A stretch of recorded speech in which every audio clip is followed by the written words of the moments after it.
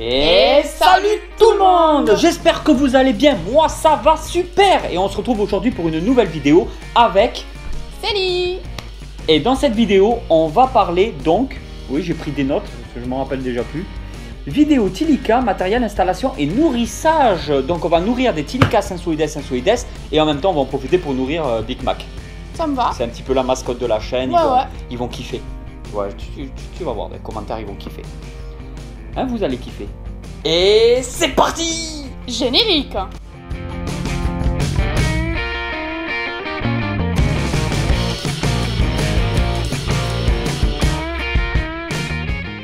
Alors nous avons deux Tilica, nous avons deux sous-espèces bien différents. Nous avons un Tilica sensoides, ça on en est sûr. Par contre après nous avons un Tilica sensoides normalement intermédiaire, mais je pense quand même que ça en est un. Après il y a tellement de colorations différentes, je sais qu'il y a eu pas mal d'hybrides aussi en France, donc de croisements. En fait c'est pas vraiment des hybrides parce que ce sont des croisements entre même espèces mais avec des sous-espèces différentes, qui fait que on peut pas vraiment dire que c'est des hybrides. Mais est-ce que c'est vraiment une pure souche ou un hybride? On aura toujours un petit doute quoi. Par contre notre, le Tilica sensoides, on est sûr que ça soit bien un sensoides. Voilà comment ça se présente. Alors moi j'ai le Tilica sensoides et Snake il a donc un Tilica intermédiaire, un Tilica sensoide intermédiaire. Alors comme vous pouvez le voir c'est quand même assez proche du serpent, c'est à dire que c'est un corps très allongé et des petites papates. Il a une morphologie qui est... Alors, il est un peu nerveux celui-là, voilà. Comme vous pouvez le voir la langue. Alors ils ne sont pas du tout habitués à la manipulation, lui il a toujours déjà été nerveux par rapport au Tilica sensoides. C'est un peu plus cool. Ouais.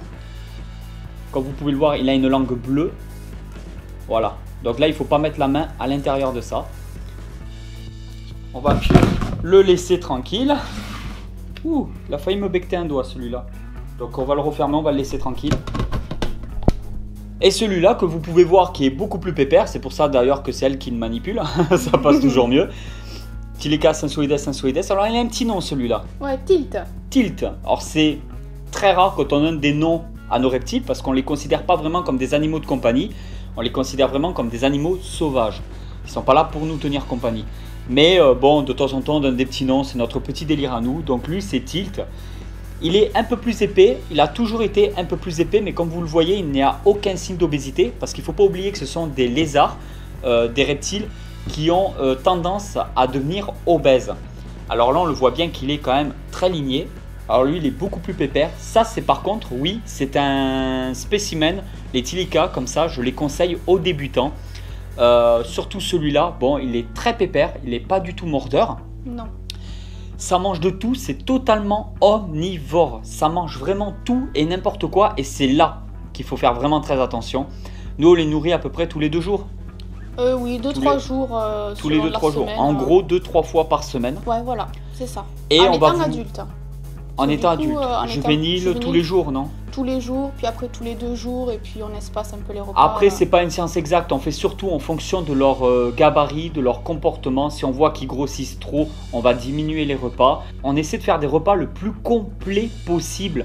Donc avec des légumes, de la végétation et un peu de viande. On va vous montrer tout ça au niveau de la préparation. Nous ne faisons pas une fiche d'élevage. Si vous voulez des informations, il y a d'autres vidéos sur ma chaîne YouTube par rapport à ces espèces-là, avec plusieurs recettes différentes, plusieurs méthodes d'élevage différentes. Voilà, c'est pas une vidéo fiche d'élevage. Je vous présente juste un des animaux qu'on n'a pas l'habitude de présenter sur notre chaîne, sur ma chaîne YouTube.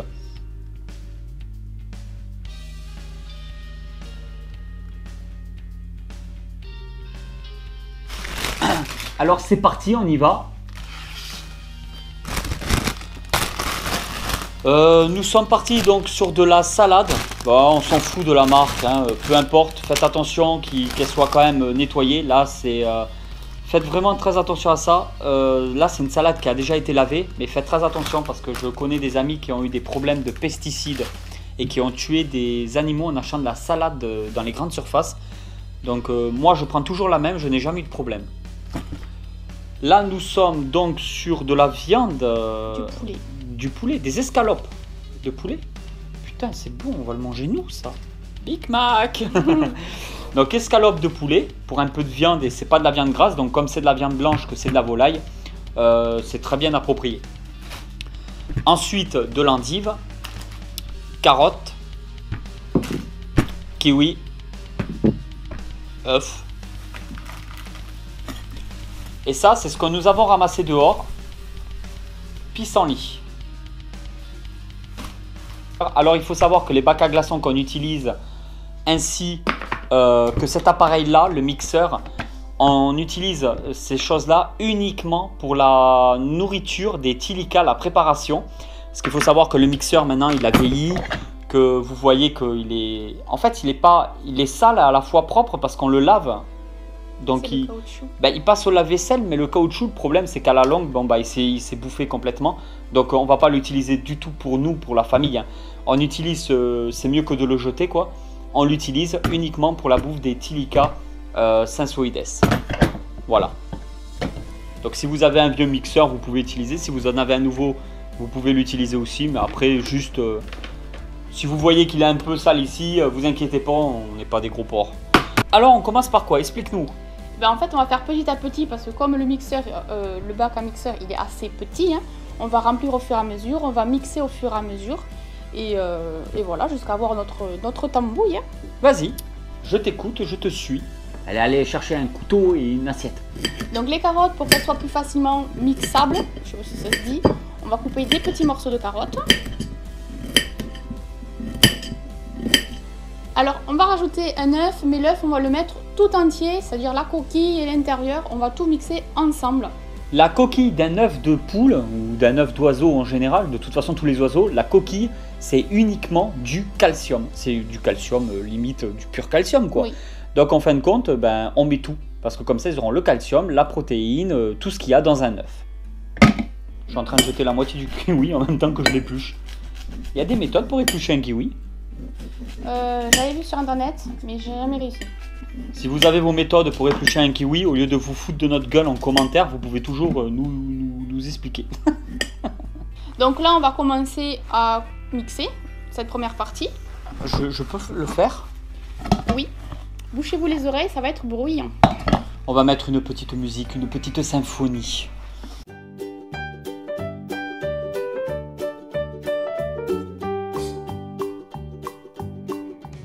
Et là, on va rajouter un peu de verdure. Waouh, il a survécu? Oui, il était dessus. Ah, moi je mets tout, hein, les fleurs, tout. Pas dans le trou, hein. Pardon. Donc pareil, deux morceaux pour que ça soit plus facilement mixé. Ah, j'ai envie de le manger. T'as entendu? Des morceaux pour que ça soit plus facilement mixé. Mais c'est bon là. Non, mais on n'a pas un mixeur de compète. Hein. Mais si, ça passe. Ah, enculette. Me pourrit mon assiette. J'ai déjà pourri ton assiette. Avec les morceaux de kiwi et compète. Attention. De peau. Attention à toi. Tu vas dormir sur le canapé ce soir. Je me mettrai un film.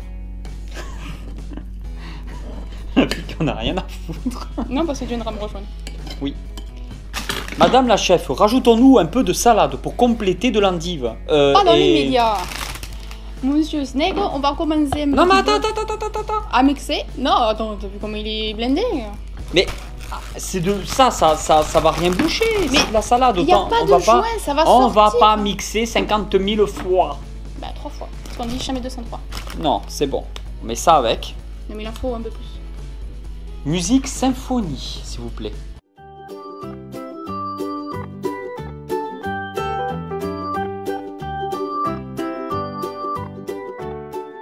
Voilà pourquoi il faut un mixeur avec un joint, sinon ça passe.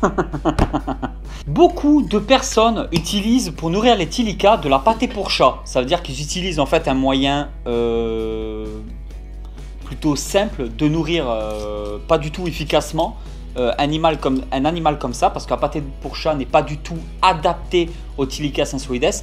Et c'est pas parce qu'il adore ça et qu'il va le manger sans aucune difficulté que c'est bon pour lui, son métabolisme. Nous là, ce qu'on vous propose, c'est quelque chose de pas très cher, de très équilibré, un moyen de stockage efficace. Oui. Parce que l'objectif, on ne vous l'a pas dit en début de vidéo, c'est de les mettre dans ces compartiments-là, de mettre ça au congélateur. Et après, de temps en temps, on décongèle 1 cube, 2 cubes, 3 cubes, 4 cubes, en fonction des besoins de votre animal.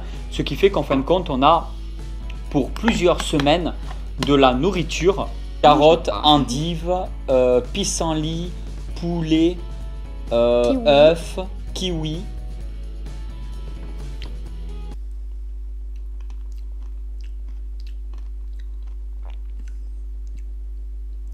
C'est dégueulasse. Je vais te chercher de l'eau. C'est dégueulasse. Alors attention, on montre cette alimentation-là par rapport à des tilica. Cela ne veut pas dire que vous pouvez les utiliser pour n'importe quel lézard omnivore. Tout à fait. Peut-être que ça serait efficace, admettons, pour les téjus d'Argentine. Peut-être. Je dis ça comme ça, je sais pas. Après, c'est à vous d'adapter vos recettes en fonction de vos animaux. Tous les animaux ne peuvent pas manger ce genre de tambouille, on va dire. Voilà, et à partir de là, tout simplement, soit dans une petite gamelle, et on leur donne directement. Comme ça, c'est tout prêt, tout frais. Donc, on les sert, on leur donne à manger. Ou soit, le reste, la totalité, on stocke. Alors, voilà comment ça se passe. Ça, c'est prêt à aller au congélateur. Alors là, nous nous retrouvons du coup en pleine nature pour récupérer du pissenlit et du plantain pour tout ce qui est animaux végétariens et les tilica aussi pour faire leur petite tambouille. Alors il faut savoir qu'il faut faire très attention où vous récoltez votre végétation, il ne faut pas faire n'importe quoi. Le problème numéro 1, c'est surtout les pesticides, les produits que les gens utilisent. Et l'air de rien, c'est dans énormément de régions de France, il faut faire très attention. Moi je me retrouve en fait dans un bois naturel en fait, où il n'y a pas de produits, il n'y a rien qui a été jeté dans ce bois, ça j'en suis sûr. Et il faut faire attention quand même de ne pas récolter en bord de chemin, là où les chiens peuvent aussi uriner dessus. Donc il faut faire quand même très attention à ça. Alors il faut vraiment récolter dans des endroits vraiment très naturels, un peu un environnement le plus bio possible. Alors il faut surtout pas ramasser n'importe quoi. Là par exemple il y a des plantes, je ne sais pas trop ce que c'est. Moi je ramasse surtout en fait le plantain et le pissenlit. Donc là comme on voit, les graines de pissenlit, fleurs de pissenlit et les feuilles de pissenlit. Donc ça c'est très très bien. Des bonnes salades de pissenlit.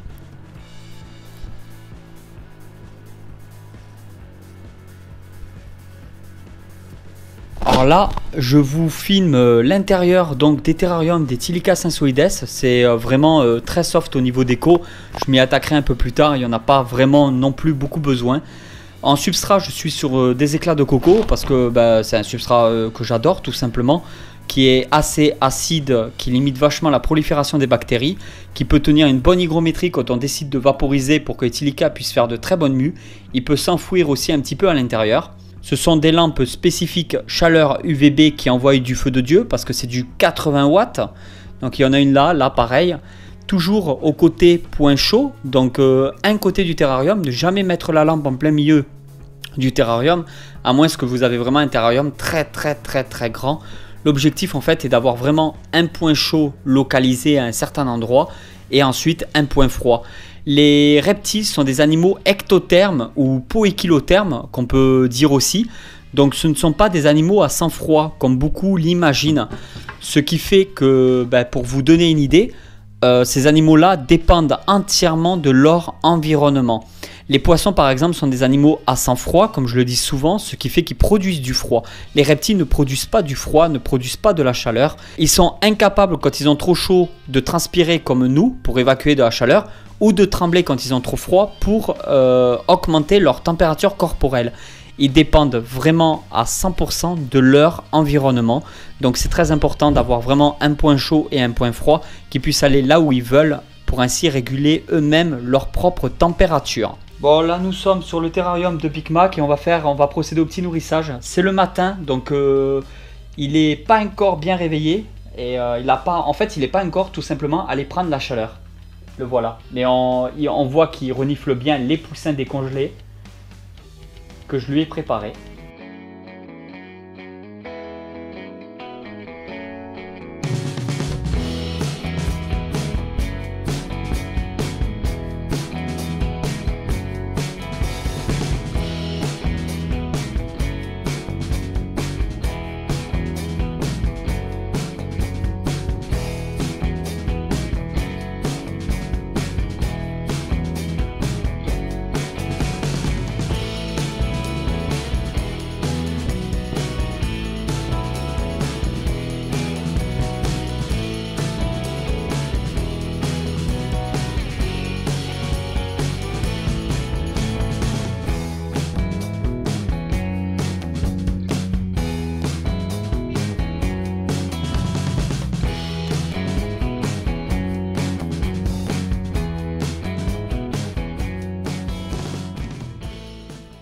Et voilà tout le monde. J'espère que cette vidéo vous a plu. Si cette vidéo vous a plu, vous pouvez toujours la partager sur les réseaux sociaux.